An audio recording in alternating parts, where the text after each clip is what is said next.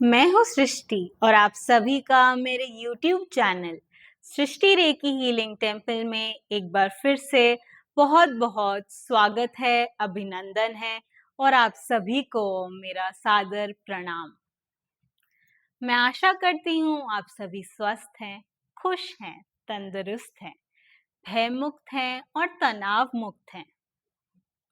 मैं ये भी आशा करती हूँ कि अभी तक के वीडियोस आप लोगों ने देखे हैं, आप लोगों को पसंद आए हैं, उनमें से आपको ज्ञान की प्राप्ति हुई है। तो अभी तक हम जो बात कर रहे थे पिछले कुछ वीडियोस में, हमारे 7 मेजर चक्रा के बारे में हम डिटेल में जानकारियां ले रहे थे। तो उसी सिलसिले को आगे बढ़ाते हुए आज मैं आप लोगों को हमारे शरीर के 6th मेजर चक्र यानी छठा मेजर चक्र उसके संबंध में जानकारी देने के लिए आई हूँ। तो ये हमारे शरीर का 6th मेजर चक्र है, थर्ड आई चक्र। इस चक्र को आज्ञा चक्र भी कहते हैं। इस चक्र को आजना चक्र के नाम से भी जाना जाता है। ये जान लेते हैं कि ये चक्र कहाँ पर स्थित है। तो ये चक्र हमारे शरीर में हमारी आईब्रोज के बीच में स्थित होता है। ये बहुत ही महत्वपूर्ण चक्र है क्योंकि इसे हमारे शरीर का धारणा केंद्र या परसेप्शन सेंटर भी माना जा सकता है। ये चक्र हमारे आत्मा का आसन और उच्च चेतना का प्रवेश द्वार या गेटवे भी माना जाता है। ये चक्र हमारे शरीर में ज्ञान का केंद्र भी है और प्रकाश का केंद्र भी माना जाता है। ये चक्र यानी थर्ड आई चक्र हमारे अंतर्ज्ञान, अंतर्दृष्टि, एकाग्रता और आध्यात्मिक जागरूकता का प्रतिनिधित्व करता है। यानी कि ये चक्र हमारे अंतर्ज्ञान, हमारी कल्पना, हमारी बुद्धि, इसी के साथ हमारी सोचने और समझने की शक्ति, हमारी निर्णय लेने की शक्ति, इसको भी प्रभावित करता है, इनसे भी संबंधित है। इसी के साथ ही इस चक्र में हमारे शरीर के 3 प्रमुख नाड़ियां आकर के मिलते हैं, एक हो जाते हैं और यहाँ पर एक ऊर्जा जागृत होती है। अब ये हमारे शरीर के 3 प्रमुख नाड़ियां कौन सी हैं? वो है ईड़ा, पिंगला और सुषुम्ना। जब ये यहाँ मिलते हैं और जब ये ऊर्जा जागृत होती है, उसके बाद जब ये ऊर्जा ऊपर की ओर बढ़ना शुरू होती है, तब हमारा शरीर या हम उच्च चेतना को प्राप्त करने की स्थिति में पहुंच जाते हैं। यानी हम उच्च चेतना को या सर्वोच्च चेतना को प्राप्त करने की स्थिति में पहुंच जाते हैं। अब ये जान लेते हैं कि इस चक्र का रंग क्या है। इस चक्र का रंग है गहरा नीला यानी इंडिगो कलर, जो प्रकाश का प्रतीक है। इसी के साथ ही भौतिक तत्वों से मुक्ति का भी ये प्रतीक माना जाता है। जैसा मैं आप लोगों को बताती आई हूँ कि हमारे शरीर के 7 प्रमुख चक्र किसी ना किसी ग्लैंड का प्रतिनिधित्व करते हैं, उन्हें कंट्रोल करते हैं। तो हमारा जो थर्ड आई चक्र है या आज्ञा चक्र है, वो हमारे शरीर के पिट्यूटरी ग्लैंड को कंट्रोल करता है, उसका प्रतिनिधित्व करता है। ये भी जान लेते हैं कि ये हमारे शरीर के किन ऑर्गन से संबंधित है, किन ऑर्गन से जुड़ा हुआ है। तो हमारा आज्ञा चक्र हमारे शरीर में पिट्यूटरी ग्लैंड, हमारे आईज, हमारे ईयर, नोज, लोअर ब्रेन और स्पाइन से जुड़ा हुआ है, उनसे संबंधित है। तो अभी तक मैंने आप लोगों को हमारे थर्ड आई चक्र से जुड़ी हुई कुछ बातें बताई। अब जानते हैं कि यदि किसी का आज्ञा चक्र संतुलित है, बैलेंस्ड है, तो उस व्यक्ति में हमें क्या कैरेक्टरिस्टिक्स देखने को मिलते हैं, या हम क्या देख के ये जानते हैं कि किसी का आज्ञा चक्र संतुलित है। तो उनमें से कुछ बातें मैं आपको बता देती हूँ। जैसे कि जिस व्यक्ति का आज्ञा चक्र संतुलित है, उसके लिए अपने आप से जुड़ना, अपनी आत्मा से जुड़ना, अपने स्व से जुड़ना बहुत ही आसान हो जाता है। इसी के साथ वो भविष्य की बातें सोच करके चिंतित नहीं रहता, ना ही वो पास्ट की बातें याद करके दुखी रहता है। इसके बजाय वो वर्तमान से जुड़ना चाहता है, वो वर्तमान से जुड़ा रहता है। इसी वजह से वो प्रेजेंट टाइम का सदुपयोग कर पाता है, वर्तमान का सदुपयोग कर पाता है। उसकी सोचने और समझने की क्षमता भी अच्छी होती है। उसके अंदर आत्मविश्वास या सेल्फ कॉन्फिडेंस भी होता है। वो जो भी कार्य करता है उसमें अपना ध्यान केंद्रित कर पाता है, कंसंट्रेट कर पाता है। इसी के साथ ही वो दूरदर्शी भी हो सकता है, क्योंकि वो पॉजिटिव थिंकिंग करता है, सिर्फ अच्छा सोचता है, आगे बढ़ने के बारे में सोचता है। जैसा मैंने आप लोगों को बताया, वो सेल्फ कॉन्फिडेंट होता है, वो आगे बढ़ने के बारे में सोचता है, और वो अपने प्रेजेंट में जीता है। वो पास्ट या फ्यूचर के बारे में सोच सोच के निराश नहीं होता या दुखी नहीं होता। इसी के साथ यदि किसी का आज्ञा चक्र संतुलित है, वो अपने भीतर से आसानी से जुड़ पाता है, और वो अपने जीवन में अधिक शांति, अधिक विश्राम भी पाता है। यदि किसी का ये चक्र संतुलित है, तो उनका जो पिट्यूटरी ग्लैंड है वो भी हेल्दी होता है, एनर्जेटिक होता है और एक्टिव होता है। यानी कि उनका जो मानसिक स्वास्थ्य होता है, शारीरिक स्वास्थ्य होता है, और जो भावनात्मक स्वास्थ्य होता है, उससे भी ये पिट्यूटरी ग्लैंड जुड़ा हुआ है। और जब ये हेल्दी होता है, ये एनर्जेटिक होता है, ये एक्टिव होता है, तो ऑटोमेटिकली ही वो व्यक्ति हेल्दी रहता है, फिजिकली, मेंटली और इमोशनली भी।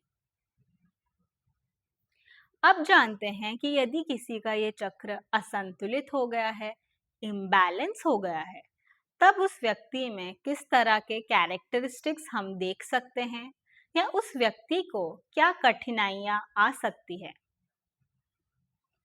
पहले तो हम ये जान के शुरुआत करते हैं कि उस व्यक्ति के अंदर अहंकार बढ़ जाता है। इसी के साथ वो बहुत ही ज्यादा मेटीरियलिस्टिक भी हो जाता है, यानी भौतिक चीजों के प्रति उसका लगाव अत्यधिक रूप से बढ़ जाता है। अटैचमेंट बहुत ज्यादा बढ़ जाता है उसका मेटीरियलिस्टिक चीजों से। इसी के साथ ही वो किसी भी कार्य में अच्छी तरह से कंसंट्रेट नहीं कर पाता, ध्यान नहीं लगा पाता। उसके लिए अपने अंतर आत्मा से जुड़ना, अपने स्व से जुड़ना बहुत ही कठिन हो जाता है। इसी के साथ वो व्यक्ति भ्रमित रहता है, कंफ्यूज्ड रहता है, उसकी डिसीजन मेकिंग पावर वीक हो जाती है, सोचने और समझने की शक्ति में भी प्रभाव आता है, और वो भी वीक हो जाती है। इन सब के साथ उस व्यक्ति को अनेक प्रकार की डिजीजेस का सामना करना भी पड़ सकता है। उनमें से कुछ डिजीजेस या कुछ प्रॉब्लम्स मैं आप लोगों को बताती हूँ। जैसे कि उस व्यक्ति का सर में दर्द हो सकता है, माइग्रेन रिलेटेड प्रॉब्लम हो सकती है, ब्रेन में ट्यूमर हो सकता है, साइनस रिलेटेड प्रॉब्लम्स, साइनसाइटिस हो सकता है उसे। इसी के साथ आंखों से संबंधित प्रॉब्लम्स या आई रिलेटेड प्रॉब्लम्स जैसे blindness, cataract, glaucoma, crossed eyes. इसी के साथ ear related problems, hearing problem, hearing loss, deafness, ear pain. इसी के साथ उस व्यक्ति को कुछ मानसिक समस्याएं भी हो सकती है, जैसे कि एंजाइटी, टेंशन, फ्रस्ट्रेशन, डिप्रेशन। वो व्यक्ति स्लीप डिसऑर्डर से भी पीड़ित हो सकता है, जैसे इंसोम्निया, से हैलुसिनेशंस, नाइटमेयर्स, ऐसी प्रॉब्लम्स भी हो सकती हैं। इसी के साथ उस व्यक्ति का जो हार्मोनल सिस्टम है उसमें भी इम्बैलेंस आ सकता है, उसे हार्मोन रिलेटेड प्रॉब्लम्स हो सकती हैं, उसे हाई ब्लड प्रेशर हो सकता है, क्रोनिक फैटिग की समस्या हो सकती है, nerves related problems, nervousness, nervous breakdown आदि प्रॉब्लम्स भी उसकी लाइफ में आ सकती है और उन्हें इसका सामना करना पड़ सकता है। अब ये जानते हैं कि यदि किसी व्यक्ति को इन प्रॉब्लम्स को फेस करना पड़ रहा है, इनसे जूझना पड़ रहा है और वो इनसे निकलना चाहता है, इनसे आगे बढ़ना चाहता है, तो वो किन रेमेडीज का, किन टिप्स का, किन ट्रिक्स का इस्तेमाल कर सकता है जिससे कि उसका आज्ञा चक्र संतुलित हो जाता है।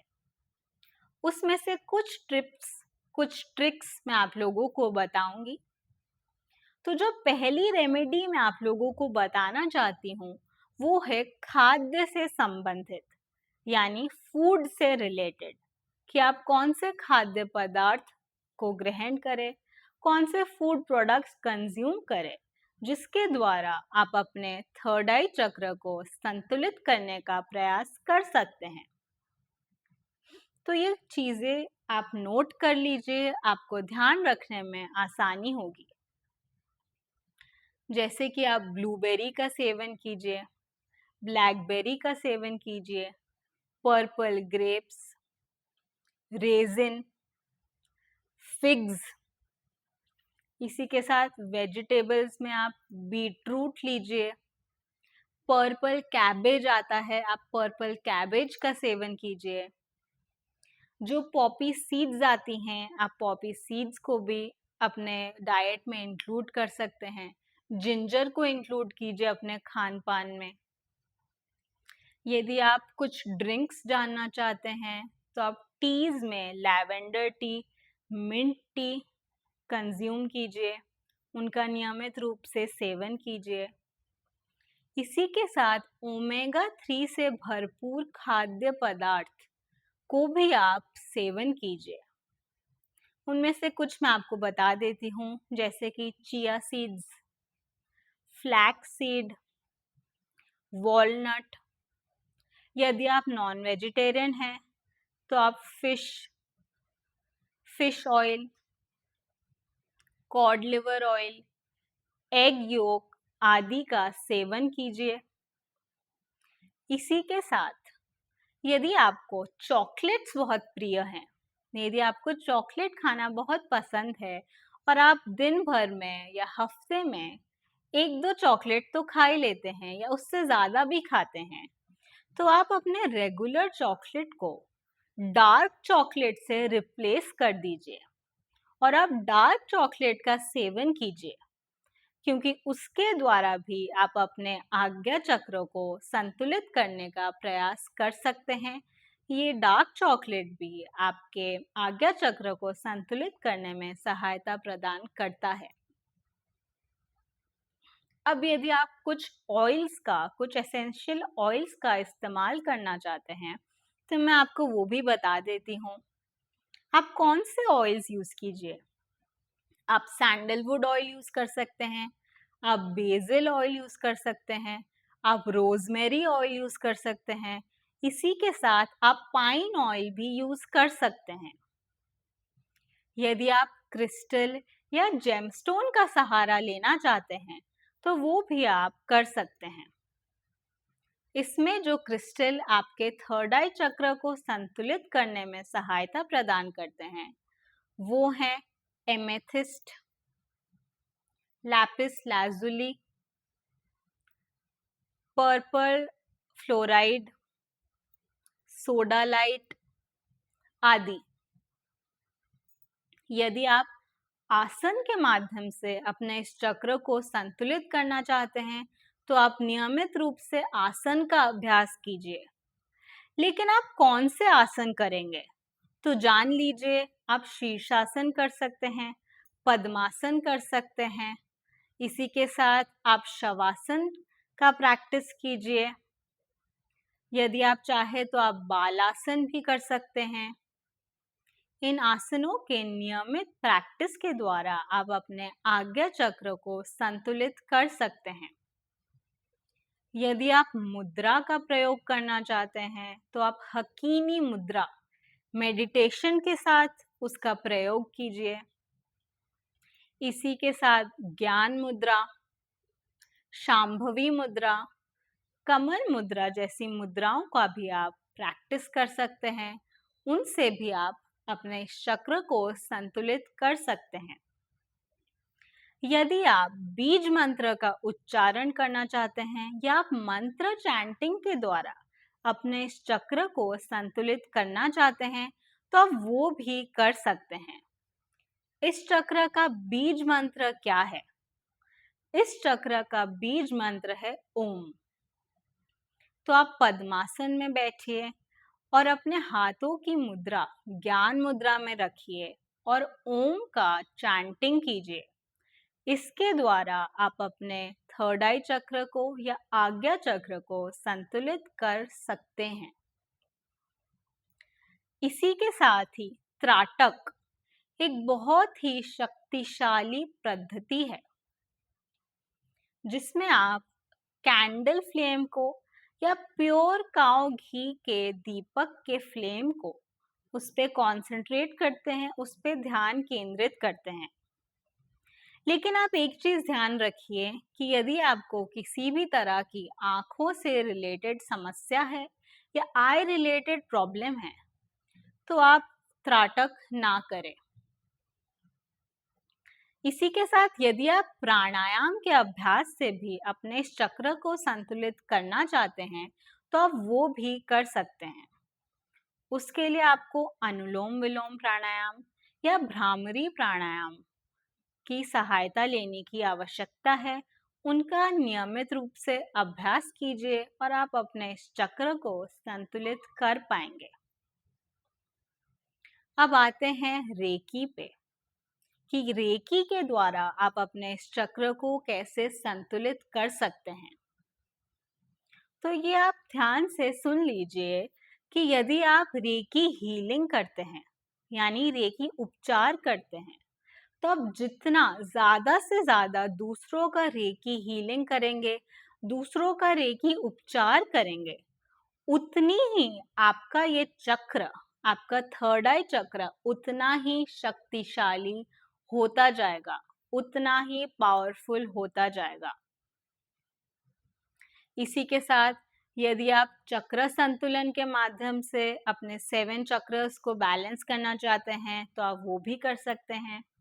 और यदि आप अपने थर्ड आई चक्र को ज़्यादा से ज़्यादा हीलिंग दें, उसके द्वारा भी आप अपने इस चक्र को संतुलित कर सकते हैं। मैं आशा करती हूँ आज आप लोगों ने थर्ड आई चक्र के संबंध में कुछ इम्पोर्टेंट इन्फॉर्मेशन आप लोगों को प्राप्त हुई, कुछ नई जानकारियाँ आज आप लोगों ने जानी। यदि आपको अभी भी थर्ड आई चक्र या आज्ञा चक्र के संबंध में कोई क्वेश्चन है, कोई क्वेरी है, तो आप मुझे लिख करके कमेंट सेक्शन में बताइए उसका जवाब मैं आपको अवश्य दूँगी। अब हम अगले वीडियो में मिलेंगे। हमारे 7 प्रमुख चक्रों में से जो 7वां चक्र है, क्राउन चक्र, उसकी जानकारी लेकर के मैं आप लोगों के लिए अगले वीडियो में आप लोगों से मिलूँगी। तब तक आप सभी स्वस्थ रहिए, खुश रहिए, तंदुरुस्त रहिए, तनाव मुक्त रहिए। धन्यवाद। शुभ रात्रि।